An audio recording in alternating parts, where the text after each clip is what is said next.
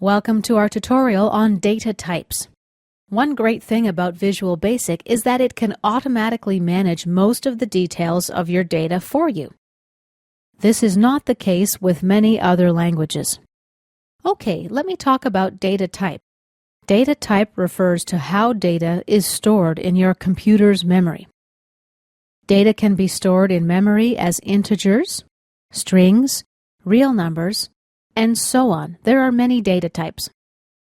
Now, even if Visual Basic lets you use data without explicitly declaring it, the downside of this is that the execution could potentially be slower and memory usage less efficient.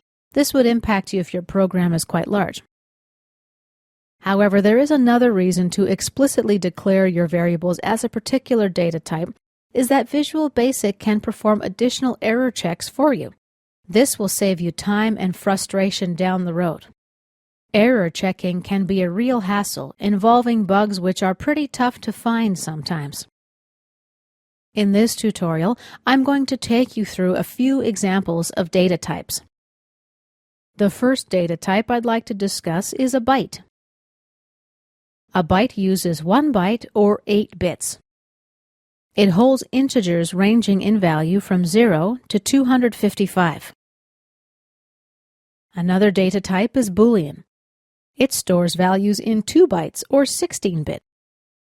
It holds 2 values, true or false. These terms are known as reserved words in the Visual Basic language. Basically, they can't be used for any other purposes. Another data type is the integer type. It is stored in 4 bytes or 32 bits. It can hold values from approximately -2 billion to +2 billion. Another data type is the long data type. It is stored in 8 bytes or 64 bits. It stores a value range from -9.2 to the power of 18 to +9.2 to the power of 18. That's a big number. Next is the single data type, which uses 4 bytes or 16 bits, and it can range in value from -3.4 to the power of 38 to +3.4 to the power of 38. The single data type is what's called a floating point number. In a floating point number, the decimal point isn't fixed. It floats.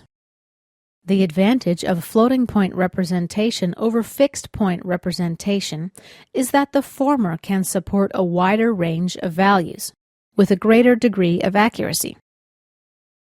Here on the left is an example of a floating point number. On the right are examples of fixed point numbers.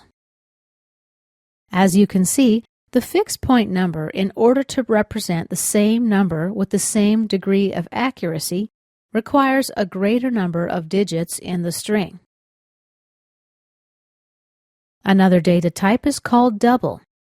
The approximate value range is -1.7 to the power of 308 to +1.7 to the power of 308.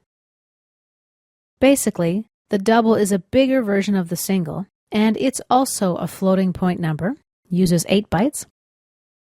Date is yet another data type. This is held in 8 bytes and represents dates that range from January 1st, the year 1, to December 31st, the year 9999. The time can be anywhere from midnight 00:00:00 to 23:59:59. Time can be measured down to the level of 1/100th of a nanosecond. The object data type is stored as 4 bytes, and it stores any object reference. The object variable can also refer to the data of any value type: Boolean, string, integers, etc. The next data type we'll be looking at is called the string data type. This data type can hold up to 2 billion Unicode characters.